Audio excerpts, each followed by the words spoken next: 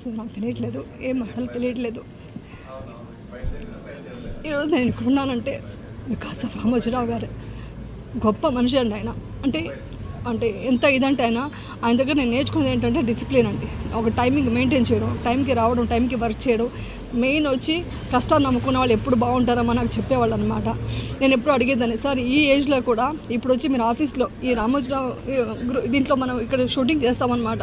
వెళ్తుంటే curtain open ఉంటుంది, morning కరెక్ట్గా 10 o'clock ఓపెన్ ఉండేది. అప్పుడు అడిగేదాన్ని నేను, సార్ ఎలా సార్ అంత టైంకి వస్తారు, ఇంత వర్క్ చేస్తారు ఈ వయసులో అంటే, నాకు ఇష్టమైందే వర్క్ చేయడం అమ్మ, శ్రమించాలి అని చెప్పేవాళ్ళు. అది కాకుండా ఆయన చాలా గొప్ప మనిషి అండి. అంటే మానవత్వం ఉన్న మనిషి. అంటే మనకి ఏ చిన్న స్థాయిలో ఉన్నా కూడా కష్టపడి పనిచేసేవాళ్ళంటే ఆయనకి చాలా ఇష్టం అనమాట. సో వాళ్ళని గౌరవించి వాళ్ళు ఏ స్థాయిని చూడకుండా వాళ్ళని వాళ్ళ ఫ్యామిలీ లాగా ఫీల్ అయ్యేవాళ్ళు అనమాట. అలా ఉన్నారు కాబట్టి నేను ఇప్పుడు దాకా కూడా ఇలా ఈటీవీలో వర్క్ చేసుకుంటూ ఉన్నాను ఇప్పుడు దాకా. సో ఈరోజు నాకు ఆ మాట వినగానే చాలా షాక్ అయిందండి. కానీ ఇంకో విషయం చెప్పాలి మీ అందరికీ ఏంటంటే, ఆయన ఒకటే చెప్పారు, ఏది ఉన్నా షూటింగ్ ఆగకూడదు, ఎక్కడ వర్క్ ఆగకూడదు, అందరూ క్షమించాలి అని చెప్పేవాళ్ళు. ఈరోజు కూడా బయట వాళ్ళంతా షూటింగ్ క్యాన్సిల్ చేశారు, కానీ మాకు ఇన్ హౌస్లో షూటింగ్ ఉందండి. ఈ బాధలో కూడా వెళ్ళి మన కృషి మనం చేయాలి అనేది ఆయన చెప్పి నాకు ఇన్స్పిరేషన్గా తీసుకొని ఈరోజు నేను షూటింగ్ వెళ్తున్నాను.